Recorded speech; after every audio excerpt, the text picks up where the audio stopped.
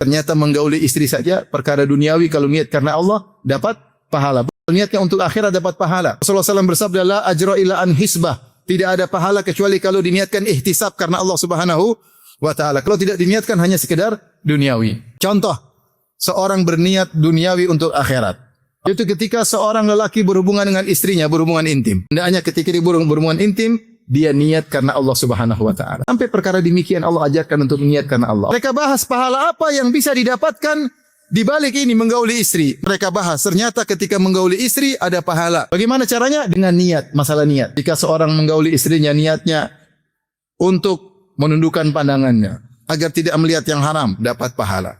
Jika dia menggauli istrinya dengan niat untuk meletakkan syahwatnya di tempat yang halal, tidak dia tempatkan di tempat yang haram, maka dia dapat pahala. Jika dia menggauli istrinya dengan niat untuk menundukkan pandangan istrinya, untuk menyenangkan istrinya, maka dia dapat pahala. Jika dia niat menggauli istrinya untuk menambah cinta kasih antara dia dengan istrinya, dan itu tuntutan pernikahan, maka dia dapat pahala. Jika dia gauli istrinya agar punya anak soleh, maka dia mendapatkan apa? Pahala. Ternyata menggauli istri saja perkara duniawi, kalau niat karena Allah dapat pahala. Bukan banyak niat yang dia pasang di situ. Kalian menggauli istri kalian, kalian sedang bersedekah. Maka sahabat bertanya, ya Rasulullah, ayadha'u ahaduna syahwatahu fil halali walahu ajrun?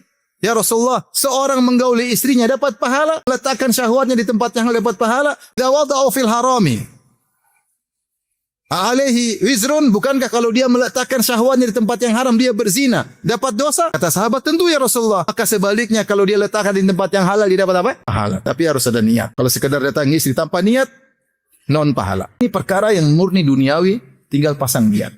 Sampai suapan yang kau suapkan ke mulut istrimu. Orang suami lagi nyuapin istri, niatnya karena Allah, dapat pahala. Ketika diselipkan niatnya karena Allah, dapat pahala, subhanallah. Jangan nyuapin, berhubungan pun dapat pahala. Kita niatkan segala aktivitas duniawi kita karena Allah. Mulai sekarang kita rubah. Kita mau kerja, keluar naik motor, bismillah. Tinggal sebentar aja karena Allah. Bismillah. Cari nafkah buat apa? Anak istri. Saya jualan, kalau dapat untung saya mau kasih tetangga, saya mau kasih orang tua. Niatnya untuk menyenangkan orang tua karena Allah Subhanahu wa taala. Saya mau belikan emas buat istri. Saya mau cicil. Bulan ini saya belikan anting sebelah kanan, besok anting sebelah kiri untuk menyenangkan istri karena Allah Subhanahu. Dapat pahala. Kalau sekedar nyenangin istri biar enggak diomelin, tidak dapat pahala. Kalau enggak ada karena Allahnya, enggak ada pahala.